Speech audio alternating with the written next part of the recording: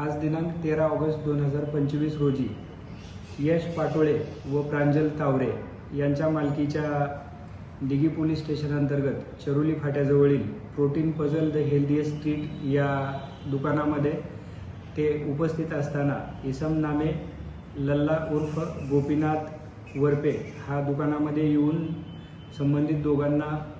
शिवीगाळ करून त्या ठिकाणी गोंधळ घालू लागला। या ठिकाणी सदर गोंधळाचे पर्यवसन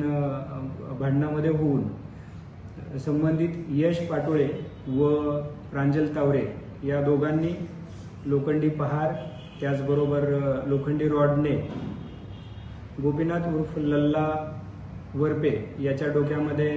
अंगावर मारहाण करून त्याला गंभीर जखमी केलेले होते आणि त्यानंतर यश पाटोळे व प्रांजल तावरे हे तिथून निघून जाऊन पोलीस स्टेशनला आलेले आहेत। त्यानंतर सदर जखमी इसमास हॉस्पिटलमध्ये दाखल केले असता त्या ठिकाणी तो मयत झालेला आहे। सदर घटनेच्या अनुषंगाने दिघी पोलीस स्टेशन येथे संबंधित यश पाटोळे व प्रांजल तावरे या दोघांविरोधात BNS कलम 103(1) व 3(5) याप्रमाणे खुनाचा गुन्हा दाखल करण्यात आलेला असून पुढील तपास दिघी पोलीस स्टेशन मार्फतीने करण्यात येत आहे।